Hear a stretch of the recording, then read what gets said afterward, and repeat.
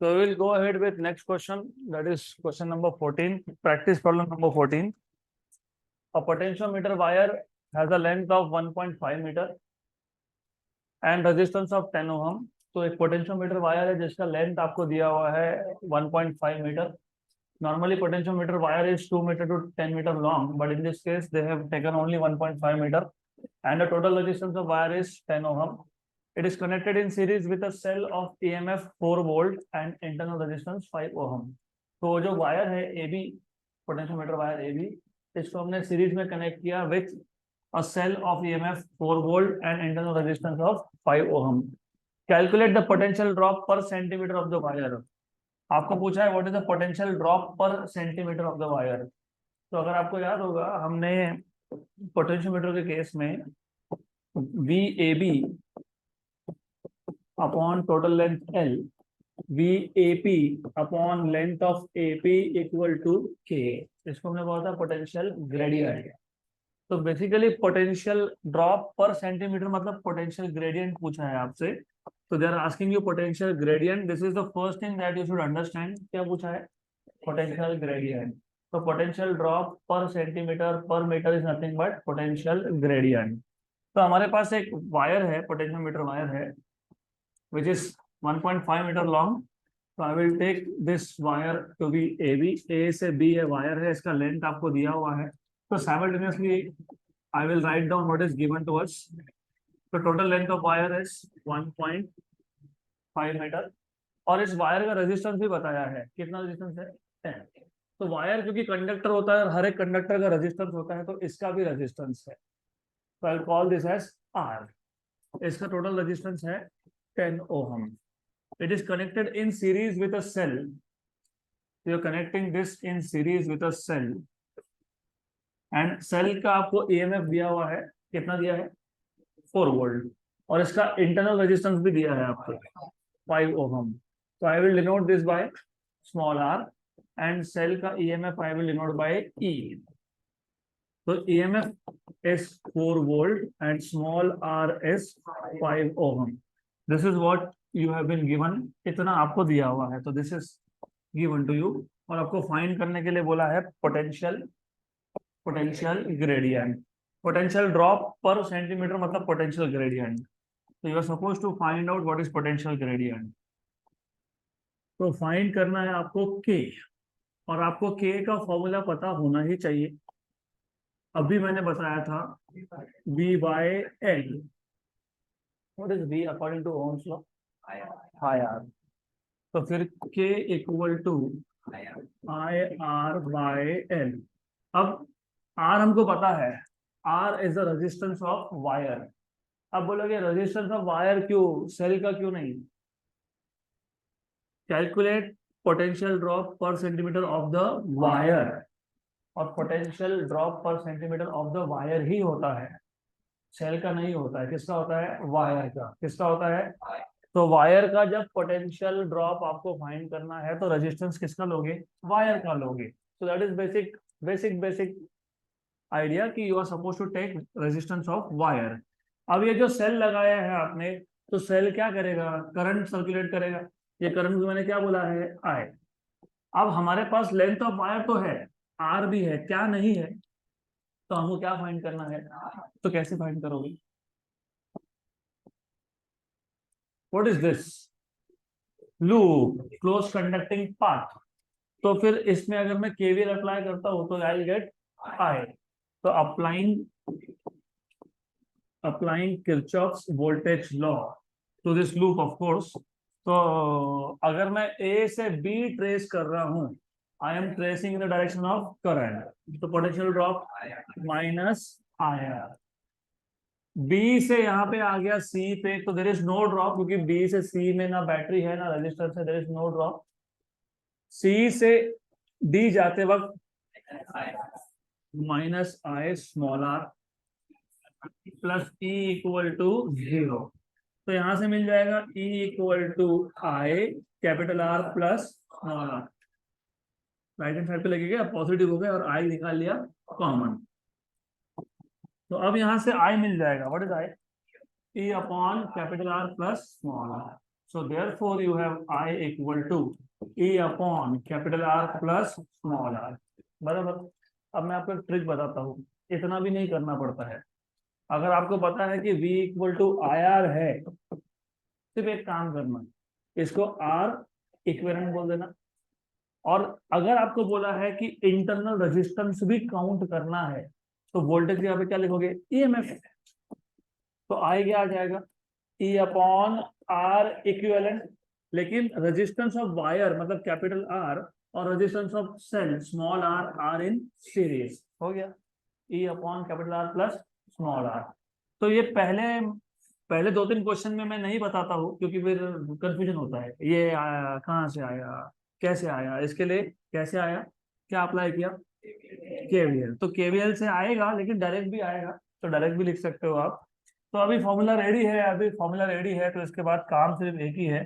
ये जो इक्वेशन 2 है, इसको इक्वेशन 1 में सब्स्टिट्यूट कर दो। तो फ्रॉम 1 and 2 क्या फाइंड करना था हमको? के क्या था? I into R by L. I क्या है? E upon R plus R. हो गया, formula ready. The solution is too simple, just substitute values and done. तो you will have K equal to E था 4 वोल्ट, 4 था ना? Yes. Capital R था 10, small r था 5। कैपिटल आर था 10, length of the wire था 1.5। तो 4 upon 15 और ये 10, ये 1.5। सिंपल, 2 जा 3 जा, बराबर। सही है ना? क्या आएगा ये? 8 अपॉन 4.5। तो 8 अपॉन 4.5 1 पॉइंट समथिंग 1.7 के आसपास आएगा ये, क्योंकि 4.5 one size 4.5 and 4.5 two size, तो फिर ये 1.7 के आसपास आना चाहिए। 8 डिवाइडेड बाय 4.5 कितना है? 1.7777 1.7777 बराबर। यूनिट्स क्या आएंगे? वोल्ट पर मीटर। लेकिन आपको क्या पूछा है? वोल्ट पर सेंटीमीटर। तो कुछ नहीं है, मीटर को सेंटीमीटर में कन्वर्ट करते सबको आता ही होगा, ऐसा मेरा अजम्पशन है। सही है क्या अजम्पशन मेरा? हाँ, वेरी गुड। तो बताओ, वो मीटर को सेंटीमीटर में कन्वर्ट करने के लिए क्या करोगे? वोल्ट पर सेंटीमीटर। 1 मीटर में कितने सेंटीमीटर होते हैं? 100। तो 10⁻²। ये ऊपर से क्या होगा? -2। तो 1.77 इंटू 10⁻² वोल्ट पर सेंटीमीटर। तो ये ऐसा आएगा 0.01777 वोल्ट पर सेंटीमीटर। तो आंसर शायद यही दिया है, 0.01 ऐसा कुछ दिया है ना? 0.0177 वोल्ट पर सेंटीमीटर। डन। क्वेश्चन, अगला क्वेश्चन बहुत सिंपल है। अगर आपको सम एंड डिफरेंस मेथड याद है, असिस्टेंट अपोज याद है, पोटेंशियोमीटर का सर्किट था और हमको फाइंड करना था EMF of a cell, of course in comparison with another cell.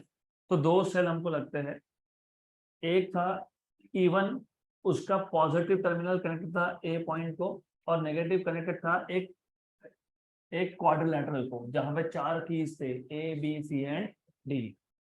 तो पहले केस में आप सी एंड डी को ओपन रखते हो, ए और बी को क्लोज करते हो। E1 का नेगेटिव E2 के पॉजिटिव के साथ कनेक्टेड होता है, उसको आप बोलते हो सम, मतलब असिस्ट करना। और फिर आप एक नल पॉइंट ढूंढते हो such that the current to galvanometer is 0. In that case जो बैलेंसिंग लेंथ होता है उसको नाम दिया था हमने L1। फिर हम लोग ए और बी को ओपन करते हैं, सी और डी को क्लोज करते हैं। E1 का negative is connected to negative of E2, both the cells are opposing each other. Again we find out null point and in that case balancing length is called as L2। बस इतना याद है तो ये question 2 minute का काम है। 15 number, when 2 cells of EMF E1 and E2 are connected in series so as to assist each other मतलब E1 plus E2, their balancing length on the potentiometer wire is found to be 2.7 meter। तो पहले case में पहले case में जो balancing length है उसको क्या नाम दूंगा मैं, L1, क्योंकि असिस्ट के केस में L1 बोलते हो 2.7 metre. When the cells are connected in series so as to oppose each other, the balancing length is found to be 0.3, मतलब L2 की वैल्यू कितनी है 0.3। Compare the EMF of two cell, compare करना मतलब क्या करना, रेशो फाइंड करना, मतलब E1 बाय E2 फाइंड करना। तो आई डोंट थिंक कि एनी वन ऑफ यू, आप में से कोई भी ऐसा होगा यहाँ पे जिसको फॉर्मूला याद नहीं है, मतलब सबको याद है in short. What is E1 by E2, L1 plus L2 upon L1 minus L2, खत्म। फॉर्मूला याद है, वैल्यू सब्स्टिट्यूट करो, हो गया आंसर खत्म। तो E1 by E2 equal to L1 that is 2.7 plus L2 which is 0.5, 2.7 minus 0.3, sorry not 0.5, 0.3, कितना आ गया ये 3, ये कितना आया 2.4, राइट। 6 का टेबल याद है, 6, यस। तो बताओ, हाँ 5/4 पक्का, यस। अब बोलोगे कैसे 5/4, तो पॉइंट हटा दो, 30/24, 30/24 कितना होता है 5/4, 5/4 कितना होता है 1.25, तो आंसर क्या है 1.25, 1.25 इज द रेशियो। और यूनिट क्या आएगा, यूनिट नो यूनिट, क्योंकि रेशियो ऑफ सेम क्वांटिटी। अगला क्वेश्चन भी सिंपल है, next question is also again very simple, of course provided आपको पिछले 2 लेक्चर अच्छे से याद है। The EMF of cell is balanced by a length of 120 centimeter of potentiometer wire. When the cell is shunted by a resistance of 10 ohm, the balancing length is reduced by 20 centimeter. Important. Find the internal resistance of the cell. अभी यहाँ पे कुछ 2 चीजें ऐसी है जो आपको पता नहीं है, एक्चुअली पता है लेकिन उसको ऐसा भी बोलते ये पता नहीं। The EMF of cell is balanced by length of 120 centimeter of potentiometer wire.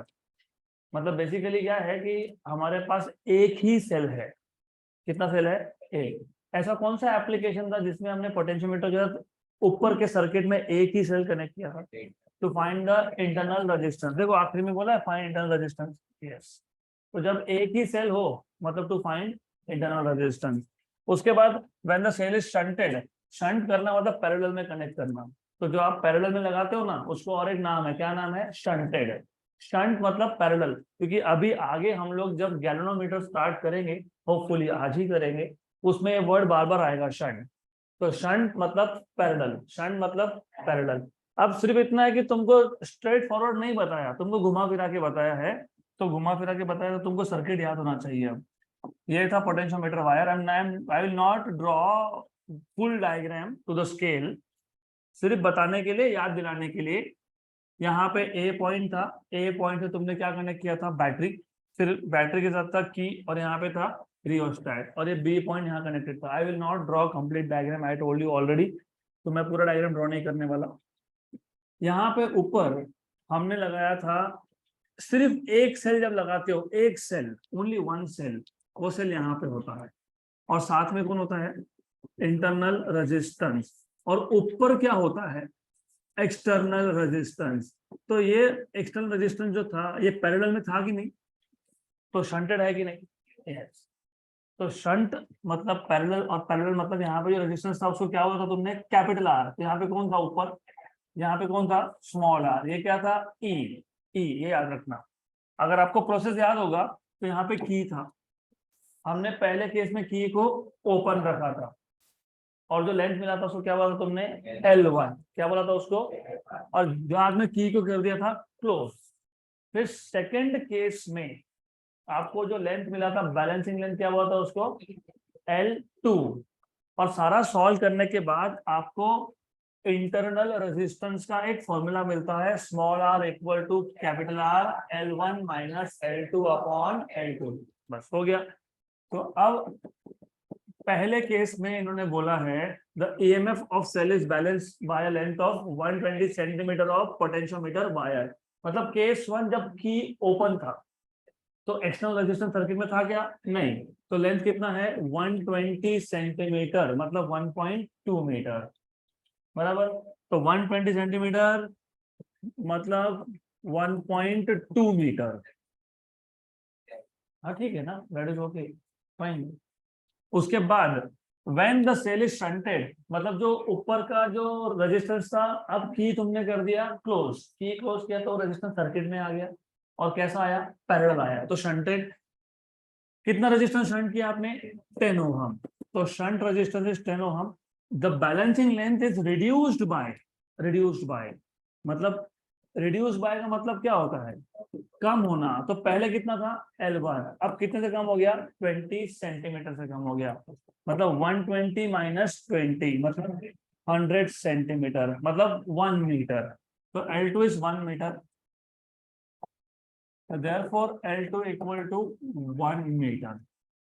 Good, आपको सेंटीमीटर में रखना तुम रखो, कोई प्रॉब्लम नहीं है, no no problem at all. You are suppose to find out internal resistance of cell, and अभी अभी आपने ही फॉर्मूला बताया, small r equal to capital R, L1 minus L2 by L2। तो ठीक है, it is better to keep in centimetre, calculation simple हो जाएंगे हमारे।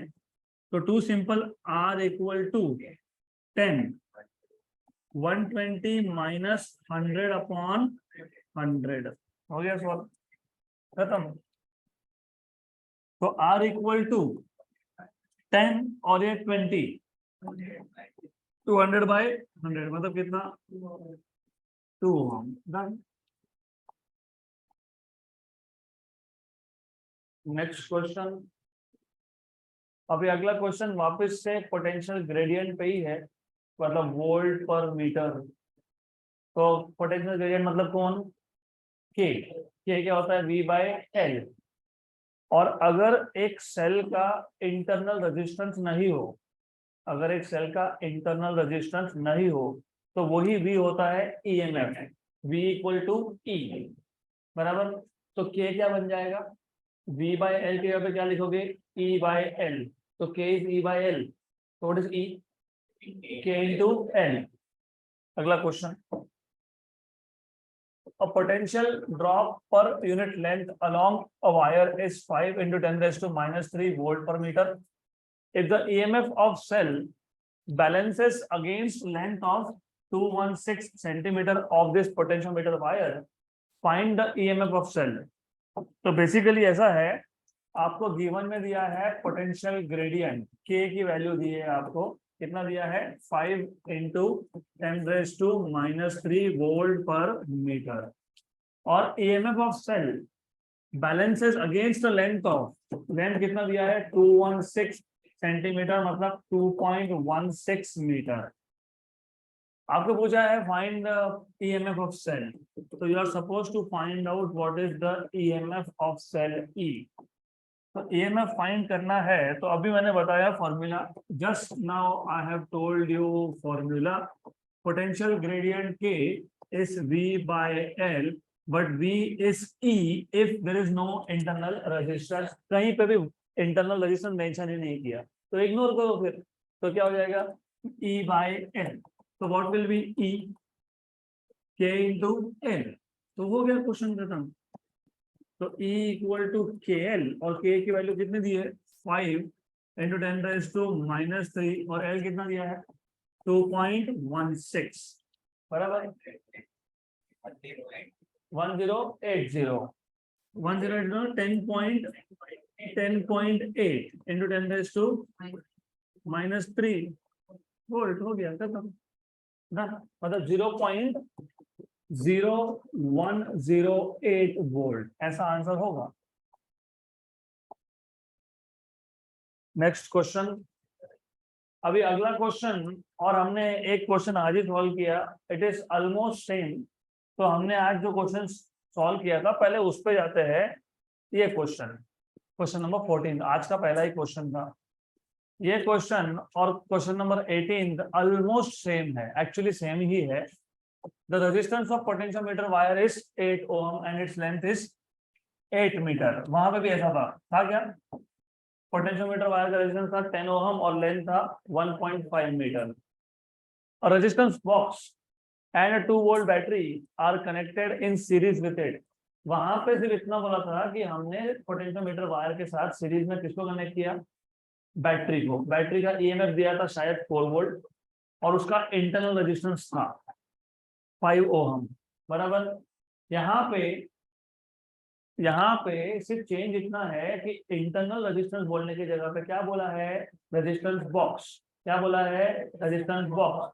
सेम ही है, सिर्फ स्मॉल आर को आर भी बोलना पड़ेगा क्योंकि वहां पे स्मॉल आर क्या था, internal resistance of the cell. यहाँ पे क्या लगा दिया, resistance box.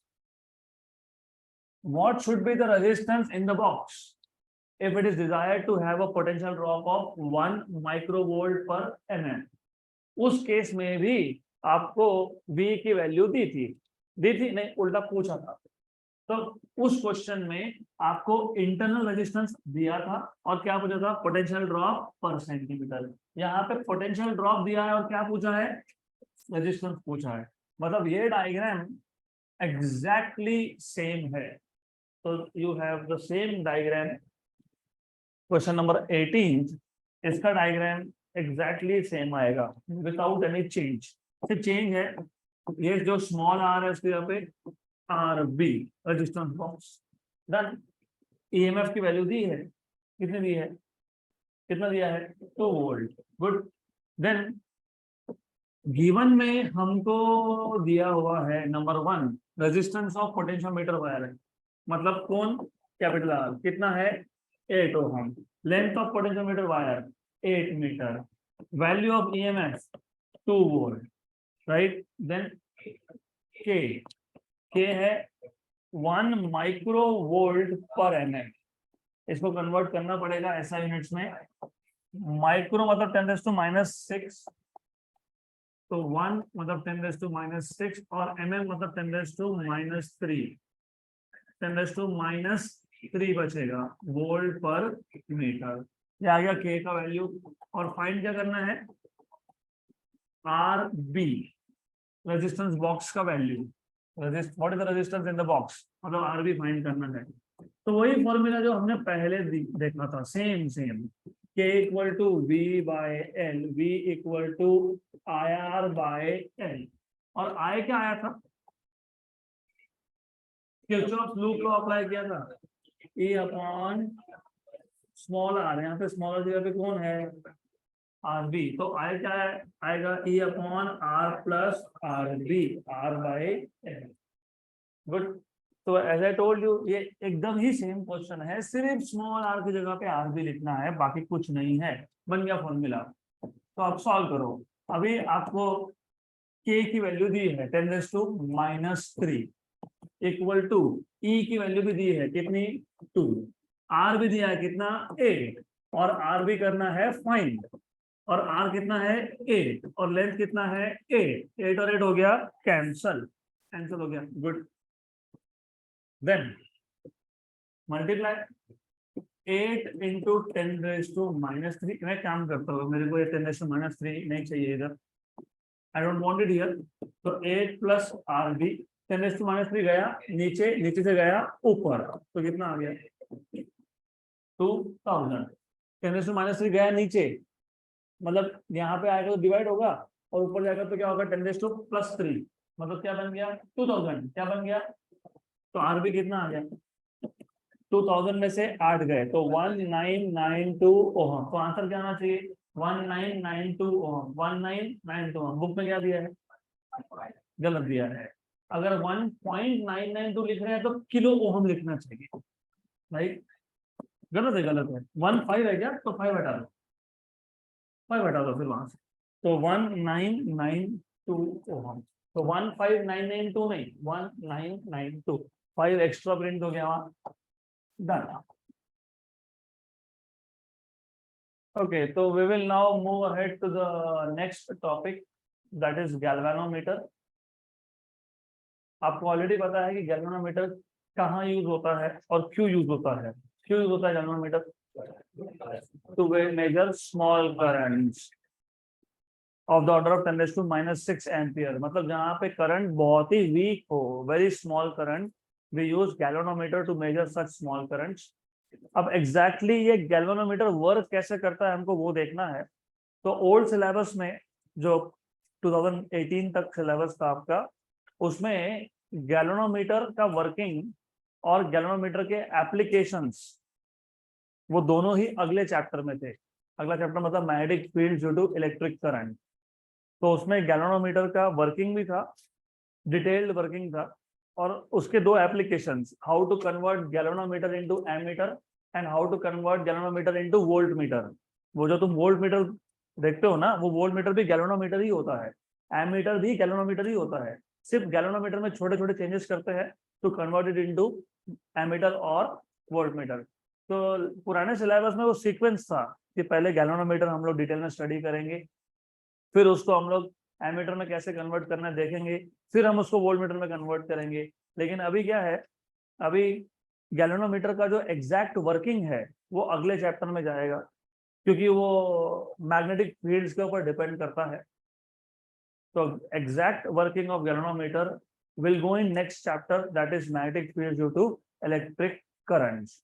But the problem here is कि जब तक तुमको गैल्वेनोमीटर का वर्किंग नहीं पता तो तुमको समझ में नहीं आएगा कि एमीटर कैसे बनाना है, how to convert galvanometer into ammeter and how to convert galvanometer into voltmeter. तो as far as your new syllabus is concerned, यहाँ पे गैल्वेनोमीटर सिर्फ रफ इंट्रोडक्शन दिया है, और वो मैं बताऊंगा आपको, डायग्राम मैंने ऑलरेडी रखा है यहाँ पे, तो बताऊंगा मैं आपको। सिर्फ रफ इंट्रोडक्शन दिया है कि इसका काम क्या है, इसमें क्या क्या होता है, डिटेल अगले चैप्टर में है। लेकिन इसके एप्लीकेशंस मतलब ammeter and voltmeter are in this chapter.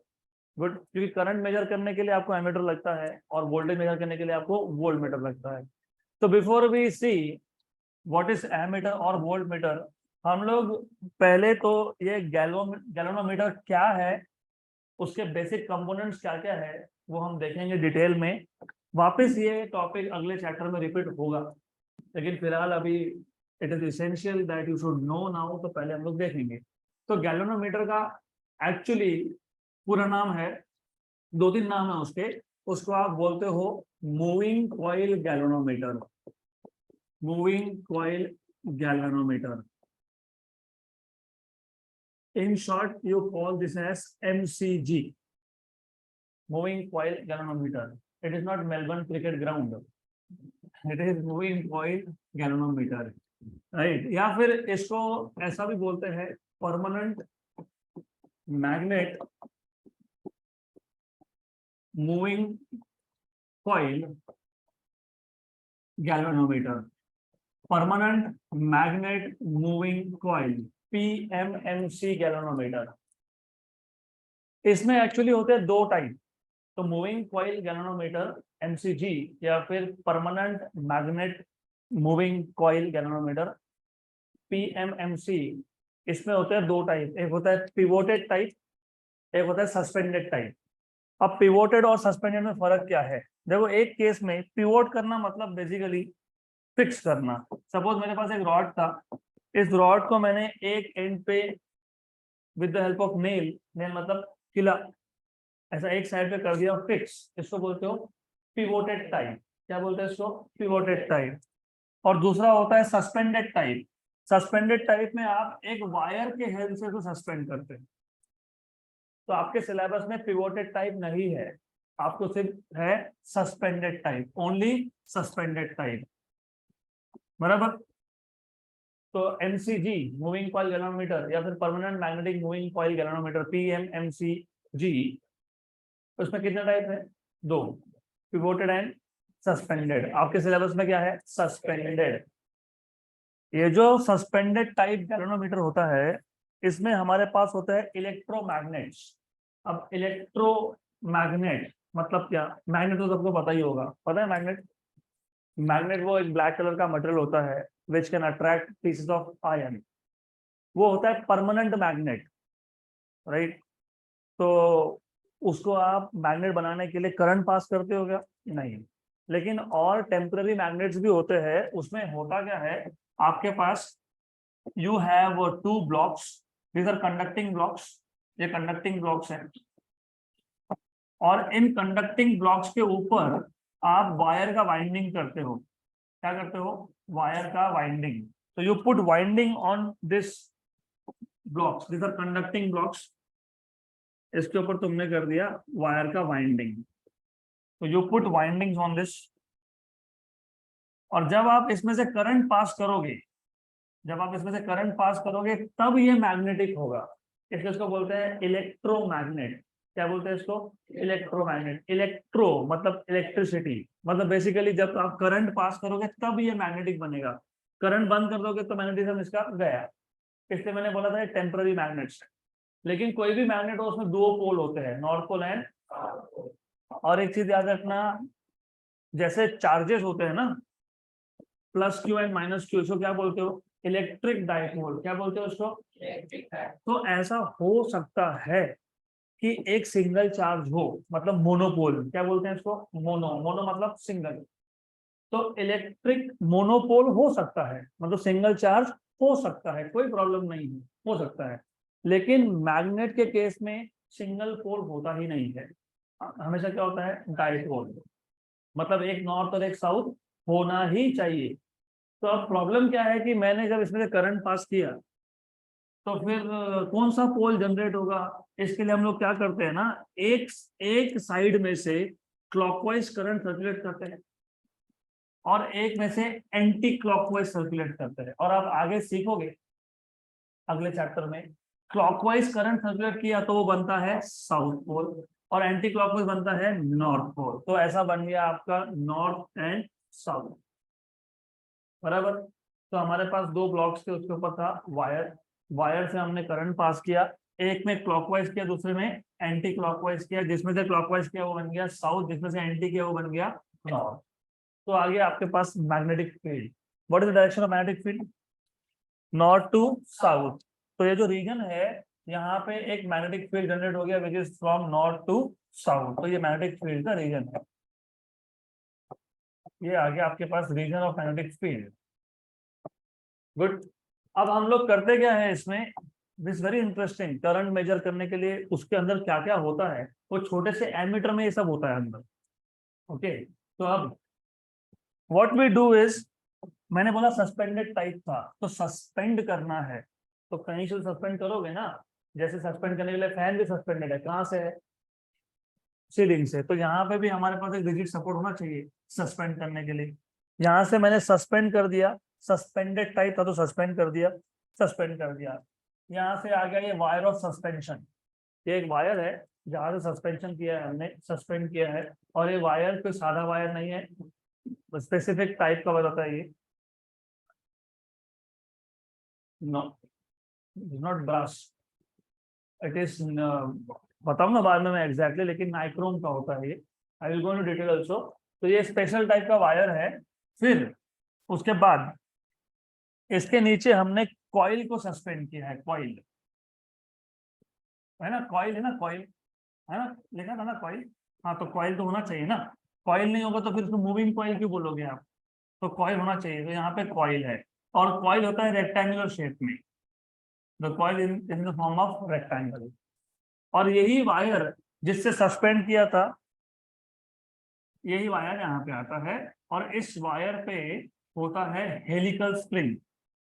Spring जैसा एक स्ट्रक्चर होता है। ये क्यों होता है बताता हूँ। This is called as helical spring, बराबर, करेक्ट।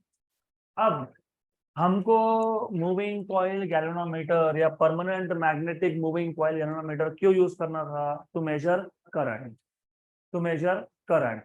अभी करंट मेजर करना है तो करंट तो पास भी करना पड़ेगा ना इसमें से। तो यहाँ पे हम लोग एक लगा देते हैं इन, इन मतलब करंट के लिए आने का डायरेक्शन, और एक लगा देते हैं आउट, तो करंट यहाँ से बाहर जाएगा। तो यहाँ से करंट अंदर आया, यहाँ पे आया, कॉइल में से गया, पूरा कॉइल घूम के आया, कॉइल पूरा घूम के। अरे मैंने कॉइल में सिंगल टर्न दिखाया, सिंगल नहीं होता है, बहुत सारे टर्न्स होते हैं इसके अंदर। तो रियल सिचुएशन ऐसा नहीं है जो आप देख रहे हो। Real situation something like this, you have many turns here. तो you have many turns here, large number of turns, ऐसा आएगा, बहुत सारे टर्न्स होंगे।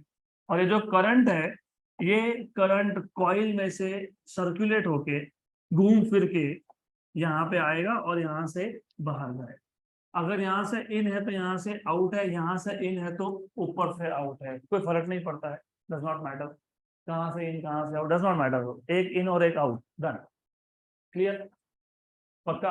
अब नेक्स्ट चैप्टर में आप वापस सीखोगे, वैसे थोड़ा बहुत पता है, थोड़ा बहुत और सीखोगे। इफ यू रिमेंबर, अगर हमारे पास एक रॉड है, if I have a rod, do I have a rod? Yes.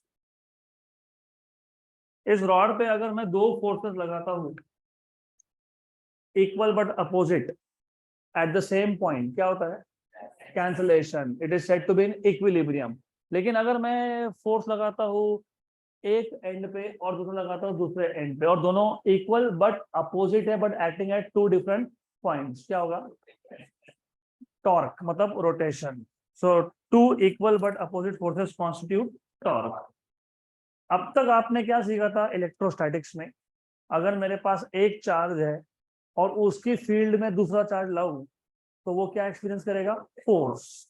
Attraction या रिपल्शन डिपेंड करेगा चार्ज टू चार्ज। दोनों पॉजिटिव है तो रिपल्शन, एक पॉजिटिव एक नेगेटिव है तो अट्रैक्शन। वो था force due to electric field. Force due to magnetic field भी होता है, that again you will learn in next chapter. लेकिन एक कंडीशन है, अगर फोर्स मैग्नेटिक फील्ड का लगना है तो करंट होना चाहिए। तो देखो ये जो कॉइल है ना, कॉइल, इसमें करंट है क्या? यस। और ये मैग्नेटिक फील्ड में है क्या? यस। तो मैग्नेटिक फील्ड क्यों लगाया? क्योंकि हमको एक कंडक्टर चाहिए था। कॉइल इज अ कंडक्टर जो करंट पास कर रहा है, और वो किस में रखा है? मैग्नेटिक फील्ड में। तो जब ऐसा हो, whenever you have a current carrying conductor inside external magnetic field, external magnetic field क्या करता है? उस पर फोर्स एक्सर्ट करता है। क्या करता है? Force. So whenever you have a charge और a conductor in an external, if you have charge or conductor carrying current in external magnetic field, it experiences force due to magnetic field. अब if you are noticing properly, if you see, अच्छे से अगर देख रहे हो, ये काम करता हूं मैं, इसको बोलता हूँ ए, इसको बोलता हूँ बी, इसको बोलता हूँ सी, इसको बोलता हूँ डी। नाम कुछ भी दे दो, डजंट मैटर, नाम तुमको जैसे देना है वैसे दो। तो ए बी सी डी जो बोलना है वो बोल दो। अब ए बी साइड पे जो करंट है वो नीचे की तरफ है, और सी डी साइड पे ऊपर की तरफ है।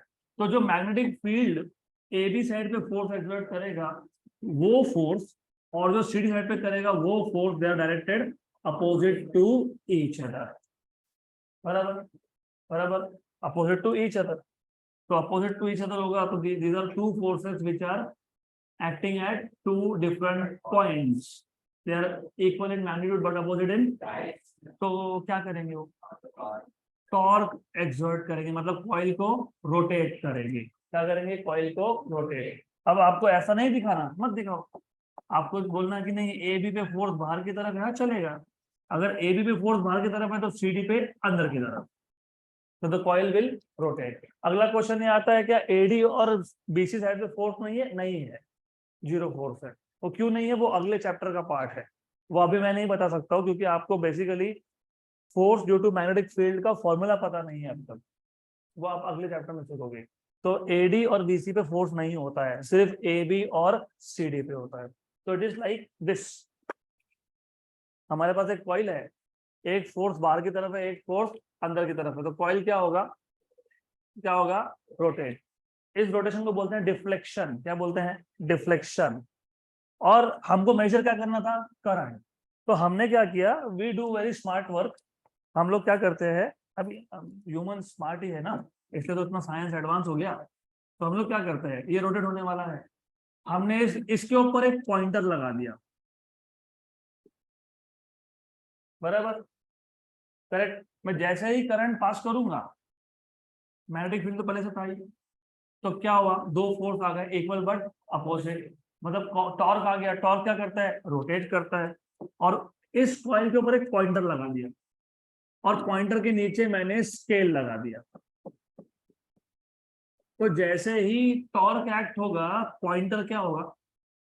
रोटेट होगा। पॉइंटर रोटेट होगा तो तुमको किसकी वैल्यू मिलेगी?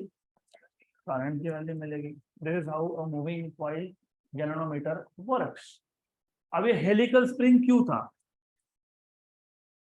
हेलिकल स्प्रिंग इसके लिए था, अगर मैंने फॉर एग्जाम्पल जब करंट पास हो ही नहीं रहा था, तो जब मैंने करंट पास किया ही नहीं, there is no current in this coil. If there is no current, there is no force. If there is no force there is no torque, बराबर। तो एमीटर क्या शो कर रहा था आपको? 0। मैंने जैसे ही करंट पास किया, करंट पास करने की वजह से एक साइड पे फोर्स आया, दूसरी साइड पे फोर्स आया, इक्वल बट अपोजिट, और इस फोर्स की वजह से क्या हो गया? कॉइल क्या हुआ? रोटेट, डिफ्लेक्ट, और कॉइल डिफ्लेक्ट हुआ तो पॉइंटर भी क्या हुआ? डिफ्लेक्ट। तो अभी अभी इमेजिन जब करंट पास हुआ, तो यहाँ पे आपको मिल गया, फॉर एग्जाम्पल बता रहा हूँ, 5 माइक्रो एम्पियर। कितना है? 5 माइक्रो एम्पियर सम करंट। जब मैं करंट वापस से बंद कर दूंगा तो व्हाट डू यू एक्सपेक्ट? 0। 0, बराबर। मतलब अगर कॉइल पहले क्लॉकवाइज रोटेट हुआ था तो अभी कैसा होना चाहिए? Anti clockwise. अपने आप होगा? नहीं होगा ना, अपने आप नहीं होगा ना। अब एग्जाम्पल लो, कपड़ा जब ड्राई करते हो क्या करते हो पता है? एक हाथ अगर क्लॉकवाइज है तो दूसरा एंटी क्लॉक। क्यों? पानी निकालने के लिए, ठीक है, वो तो चलो बात है, पानी निकल गया, उसके बाद क्या? जब तुम छोड़ोगे, जब तुम फोर्स मतलब टॉर्क रिलीज कर दोगे, तो then what happens is the clock goes back to its original position. जैसे ही मैंने करंट बंद किया, what I expect is that the pointer should show me 0। तो अगर ये कॉइल करंट पास करने की वजह से क्लॉकवाइज रोटेट हुआ था, तो helical spring anti clockwise rotate हुआ था। मतलब हेलिकल स्प्रिंग ने अपोजिट डायरेक्शन का टॉर्क स्टोर कर लिया। जैसे ही तुमने करंट बंद किया, जो कॉइल पहले क्लॉकवाइज रोटेट हुआ था, क्लॉकवाइज हुआ था, और स्प्रिंग कैसा था? Anti clockwise. अब उल्टा होगा, राइट। अब हेलिकल स्प्रिंग क्लॉकवाइज और ये एंटी क्लॉकवाइज, तो that is why you have helical spring. यहाँ तक क्लियर? गुड। डिटेल हम लोग देखेंगे अगले चैप्टर में। ये इसका रफ रफ स्ट्रक्चर है, थोड़ा थोड़ा चेंज और भी आता है इसमें। ये इसका रफ स्ट्रक्चर है, अप्रोक्सीमेट स्ट्रक्चर बोल रहा हूँ, इंटरनल स्ट्रक्चर। एग्जैक्ट स्ट्रक्चर की जब तुम बात करते हो तो इलेक्ट्रोमैग्नेट तो है, लेकिन इलेक्ट्रोमैग्नेट ऐसे शेप में नहीं है। इलेक्ट्रोमैग्नेट है हॉर्स शू शेप में। तो देखो यहाँ पे, तो as you can see, now we are starting with the theory of galvanometer, and as I told you, इस चैप्टर में galvanometer is only at the introductory level, that's it. इससे ज्यादा आपको कोई पूछेगा नहीं इस चैप्टर में, तो गैल्वेनोमीटर पे क्वेश्चन नहीं आएगा। तो एज यू कैन सी, हमारे पास इलेक्ट्रोमैग्नेट है, लेकिन कौन से शेप में है? Horse shoe. जिसने घोड़े का शू देखा है वो तो समझ में आएगा कि क्यों उसको हॉर्स शू बोला है, क्योंकि हॉर्स का शू यही शेप का होता है, right. This is horse shoe magnet. उसके बाद अगर आप देख रहे हो तो इसमें एक कॉइल है। क्या है? कॉइल। उसको क्या बोला है? Spiral spring. और ये सस्पेंडेड टाइप है, ऊपर से सस्पेंड किया होगा, अब वो दिखाया नहीं। उसके बाद जो मैं स्केल दिखा रहा था, यहाँ पे भी स्केल है। कौन सा स्केल है? Angular scale, normally to measure current. एक पॉइंटर था, तो यहाँ पे भी क्या है? पॉइंटर है, बराबर। गुड। अब ये जो कॉइल मैंने दिखाया था ना, कॉइल, कॉइल कभी भी, ये वायर होता है ना, वायर होता है कि नहीं? अभी वायर को मैं ऐसा स्क्वायर शेप देके छोड़ दूंगा तो लूज पड़ जाएगा, वो होता है कि नहीं? वायर लूज है ना। तो हमको वायर को टाइट से बांधना है, तो टाइट बांधने के लिए नीचे एक ब्लॉक लगेगा। क्या लगेगा? तो यहाँ पे देखो, ये आयरन कोर है, मतलब अंदर एक ब्लॉक है। Too simple to understand. Mobile phone है किसी के पास? होगा, ये कैसे क्वेश्चन कर रहा हूँ मैं भी, आई डोंट नो। चलो इधर ही है, यहीं पे काम हो जाएगा। I don't need mobile phone. Suppose ये कोर है, आयरन कोर। अब ये वायर है, इसको मैं अगर ऐसा शेप देख के छोड़ देता हूँ, क्या हो गया? लूज। तो मुझे वैसा नहीं चाहिए, तो व्हाट आई डू इज, एक कोर लेता हूँ, उसके ऊपर क्या करता हूँ मैं? वाइंडिंग। तो सेम स्ट्रक्चर, ये नीचे आयरन कोर है, उसके ऊपर क्या किया है? वाइंडिंग। तो वाइंडिंग किया हुआ है इसके ऊपर। तो कोर का काम, दो काम है उसके, एक तो वाइंडिंग के लिए सॉलिड सरफेस प्रोवाइड करना, दूसरा काम अगले चैप्टर में देखेंगे फिलहाल में, ओके। क्योंकि उसके लिए फिर रेडियल मैग्नेटिक फील्ड क्या बताना पड़ेगा मेरे को, बाद में बताऊंगा। और उसके ऊपर रेक्टेंगुलर कॉइल है, जैसे हमारे पास रेक्टेंगुलर कॉइल था, यहाँ पे भी क्या है? Rectangular coil. तो that is a basic basic thing, इतना ही पता होना चाहिए, दैट्स इट। तो from the purpose of revision also, I would like to know if you remember कि galvanometer is a device which is used to detect small current, मतलब weak current. तो galvanometer is a device which is used to measure or to detect weak currents.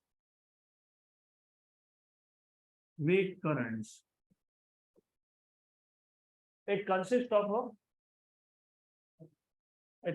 a suspended coil, है ना, वो सब लिखा है notes में. So you will see point by point, और it's not very difficult to remember all these things. बहुत simple चीजें हैं. It has a suspended coil between concave pole pieces of a strong horseshoe magnet. So it has a suspended coil. क्योंकि suspended coil था, किसमें था? Between concave. अभी इसको concave क्यों बोला होगा? What is the shape? Concave. तो तुम इस शेप को क्या बोलते हो? कॉनकेव ही तो बोलते हो ना. ये एक कॉनकेव है, दूसरा कॉनकेव.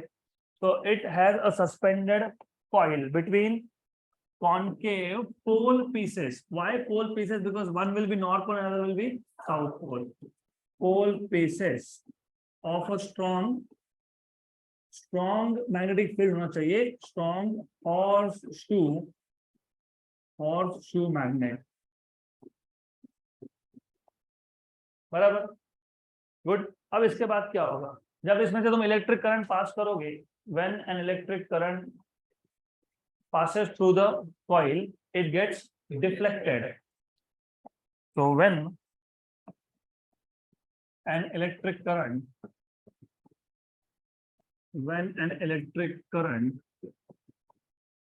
passes, किसमें से पास किया? Passes through the coil, it gets deflected. और ये जो डिफ्लेक्शन है ना, this deflection is directly proportional to the current. देखो ये भी एक चीज है. तुम आप क्या बोल रहे हो कि जैसे ही हमने करंट पास किया तो ये कॉइल डिफ्लेक्ट हुआ. मतलब पॉइंटर पहले यहाँ था, अब यहाँ आ रहा है. बराबर. तुम क्या गारंटी है कि डिफ्लेक्शन तुमको करेक्ट करंट का रीडिंग देगा? क्योंकि डिफ्लेक्शन होना मतलब क्या बनना है यहाँ पे? एंगल. क्या बन गया यहाँ पे? एंगल. तुमको मेजर एंगल करना था कि तुमको मेजर करंट करना था? So what is the guarantee that the angle will give you right reading of current? ये इसलिए होता है क्योंकि this angle is directly proportional to current. ये भी आप next chapter में prove करोगे. You will show that the deflection मतलब angle is directly proportional to current. इसलिए तो फिर हम लोग deflection से current measure कर रहे हैं ना. So when an electric current passes through the coil, it gets deflected. This deflection is directly proportional to current. Is directly proportional to the current flowing through the coil.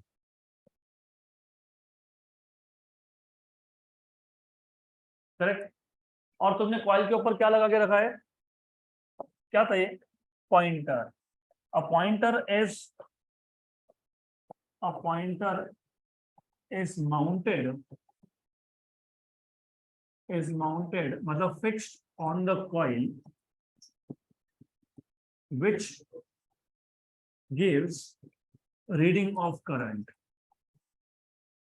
हो गया. इतना बताना sufficient है क्योंकि ये सिर्फ इंट्रोडक्शन है. मैं थोड़ा और इंक्रीज कर लेता. There is a scale which is marked below the pointer. Hence when the coil deflects, the pointer deflects and this scale will give you value of current.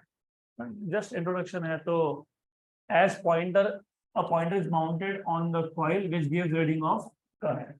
तो ये बेसिक आइडिया है. ये डिटेल तो हमको अगले chapter में देखना ही है. तो याद क्या रखना है? मूविंग कॉइल गैल्वेनोमीटर में सस्पेंडेड टाइप हम लोग देख रहे हैं. सस्पेंडेड टाइप में हमारे पास एक हॉर्स शू शेप मैग्नेट है. Concave pole pieces north and south, उसके बीच में एक कॉइल था जो एक आयरन कोर के ऊपर वाउंड करके रखा है. जैसे ही करंट पास करोगे तो कॉइल डिफ्लेक्ट होगा. कॉइल डिफ्लेक्ट होगा तो कॉइल के ऊपर का पॉइंटर भी डिफ्लेक्ट होगा. और पॉइंटर डिफ्लेक्ट होगा तो वो आपको किसकी रीडिंग देगा? Current. That is all you need to know. और जरूरी नहीं कि ऐसा ही ड्रॉ करना है. This is also fine. That is okay. सिर्फ डिफरेंस क्या बता देता हूँ. आपको इलेक्ट्रिक फील्ड के 3 टाइप याद है क्या? 11th स्टैंडर्ड में बताए थे मैंने, याद है? 3 types of electric fields, uniform, non uniform and radial. Uniform electric field दिखाने के लिए हम लोग क्या करते हैं? Set of parallel vector. तो यहाँ पे मैंने क्या दिखाया है? Uniform magnetic field. और रेडियल के लिए क्या होता है पता है? The electric field either starts from a single point or ends at a single point। तो यहाँ जो मैग्नेटिक फील्ड बनेगा ना, मैग्नेटिक फील्ड जो बनेगा ना वो रेडियल होगा, क्योंकि magnetic field is pointing at a single point. तो हॉर्स शू मैग्नेट हम लोग इसके लिए यूज करते हैं क्योंकि मैग्नेटिक फील्ड होता है रेडियल, और जो मैंने दिखाया वो था यूनिफॉर्म। तो हॉर्स शू मैग्नेट का सिर्फ पर्पस इतना है to show radial magnetic field. अब हमारा पर्पस इस चैप्टर में it is not at all to study galvanometer in detail, but it is to study ammeter and voltmeter. So galvanometer can be converted into ammeter और it can be converted into voltmeter. तो पहला है ammeter, और this is very very very interesting. तो आज मैं इसका पहले इंट्रोडक्शन देता हूँ पूरा कि करना क्या है यहाँ पे। See the problem here lies in this particular helical spring. अब गैल्वेनोमीटर करंट तो मेजर करता है, लेकिन कौन से करंट मेजर करता है? वीक करंट, मतलब माइक्रो एम्पियर। तो इसको क्या प्रॉब्लम आ गया एम्पियर रेंज का करंट मेजर करने में? प्रॉब्लम है हेलिकल स्प्रिंग का। Helical spring is delicate. Delicate मतलब बहुत वीक होता है, कमजोर होता है वो। तुम ज्यादा करंट पास करोगे तो ज्यादा ट्विस्ट होगा, और ज्यादा ट्विस्ट हो गया तो गया, ब्रेक हो गया। और वो ब्रेक हो गया तो इंस्ट्रूमेंट तुमको फेंक देना पड़ेगा, क्योंकि it is not affordable to change this helical spring, it is better to buy a new one, right? तो इसके लिए क्या होता है ना कि you can not measure large current, तो लार्ज करंट मेजर नहीं कर सकते। तो फिर हम लोग क्या करते हैं? फिर तो हम लोग करते हैं ऐसा है, सबसे पहले अब ये पूरा का पूरा गैल्वेनोमीटर या पूरा का पूरा ये गैल्वेनोमीटर डायग्राम में, सर्किट डायग्राम में शो करना पॉसिबल नहीं है। तो हम लोग क्या करते हैं? सब इतना ही काम करते हैं हम लोग, एक सर्कल लेते हैं और उस सर्कल के अंदर लिख देते हैं जी, मतलब दैट इज गैल्वेनोमीटर। तो जो पूरा का पूरा सर्किट है ना, पूरा सर्किट हमने बस एक सर्कल के अंदर जी लिख दिया, मतलब ये गैल्वेनोमीटर। उसके अंदर सब आ गया, फिर कॉन्केव पोल पीसेस है, स्प्रिंग है, ये है, वो है, सब कुछ है उसके अंदर, राइट? तो दिस इज गैल्वेनोमीटर।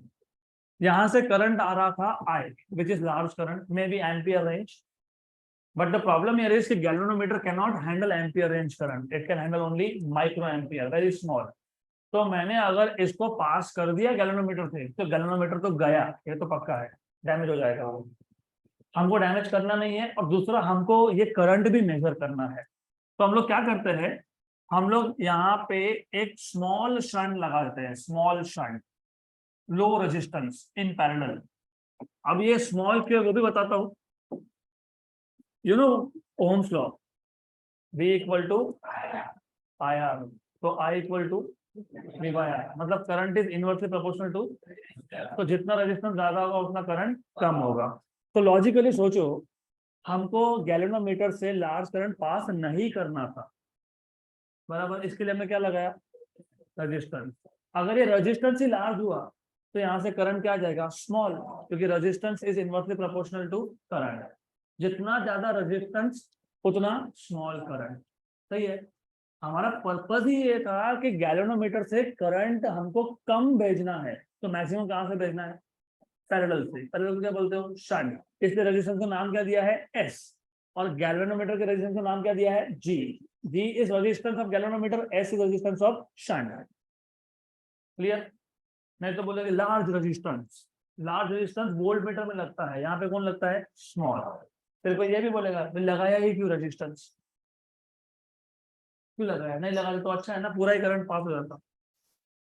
हम नहीं लगाते, हम सिर्फ एक वायर लगाते हैं, और वायर कंडक्टर है, हर एक कंडक्टर का खुद का रेजिस्टेंस होता है, हम नहीं लगाते यहाँ पे। तो ये भी मिसअंडरस्टैंडिंग क्लियर कर लो। हमने सिर्फ एक बाईपास रूट दे दिया। अब बाईपास वर्ड बोला ही है, तो हमारे यहाँ पे भी बाईपास है। क्यों है बाईपास? सोचो क्यों है, सोचो सोचो। ट्रैफिक को डाइवर्ट करने के लिए, मतलब हमारे हमारा सिटी ऐसा है कि 3 नेशनल हाईवे मिलते हैं यहाँ पे। It is the junction of 3 national highway, right. और जो 90% ट्रैफिक आ रहा है हाईवे से, 90% उसका सिटी के अंदर काम ही नहीं है, उसको सूरत से आना है, मुंबई आना है, तो हमारा सिटी बीच में लगता है। अब वो सारा ट्रैफिक सिटी के अंदर से आया, it will be a mess, already it is a mess. तो फिर हम क्या करते हैं, हम लोग बाईपास। तो वही चीज है, जो ज्यादा ट्रैफिक है, जिसका गैल्वेनोमीटर में काम नहीं है, उसको बोला कि तू यहाँ से जा, तो IS यहाँ से गया, large current flows through this shunt, bypass route है ये, और small current goes through galvanometer, right. हमारा इस टॉपिक में टोटल 4 टास्क है।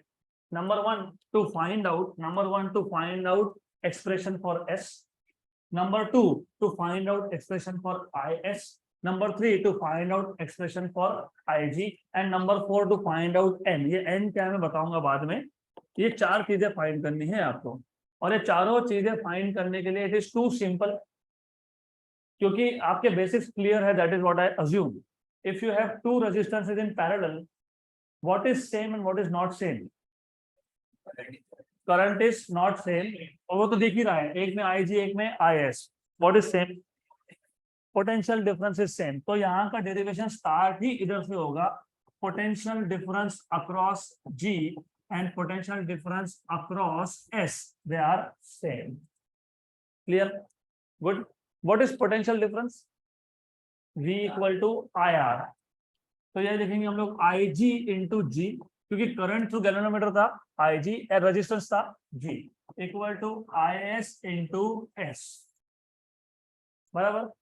क्लियर है यहाँ तक? Current into resistance equal to current into resistance. अब जो टोटल करंट है I, वो क्या है? IG plus IS।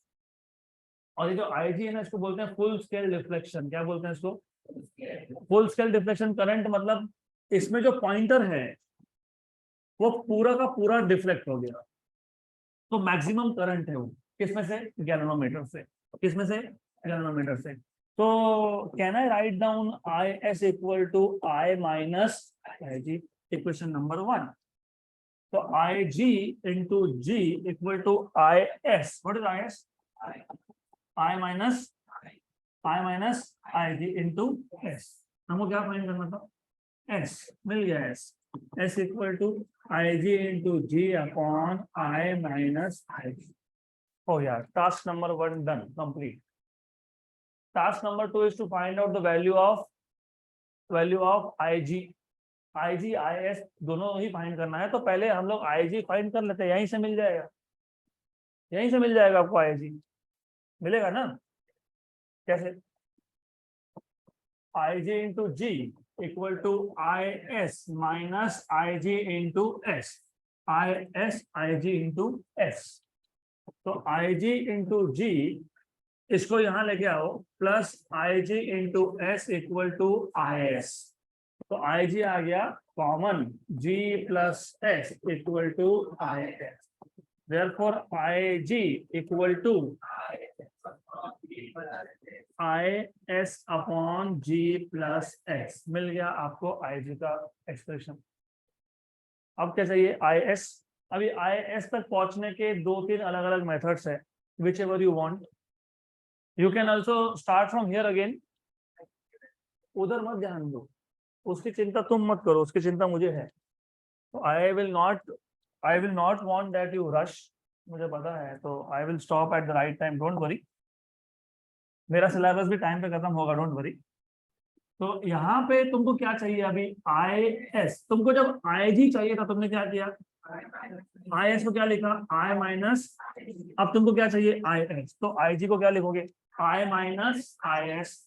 So we start with this IG into G equal to IS into S, and then we write down IG as I minus IS into S. So IG minus ISG equal to IS into S. So IG equal I into G, capital G, not I suffix G. I into capital G, it is IS. Common निकाल लिया, G plus S. What did you want? तो I S equal to I G upon G plus S. सिर्फ यहाँ पे ऊपर S है, वहां पे ऊपर जी। अगर आई जी चाहिए, करंट टू गैल्वेनोमीटर चाहिए, तो न्यूमरेटर में शंट चाहिए, उल्टा है वो। अगर आई एस चाहिए तो न्यूमरेटर में जी चाहिए।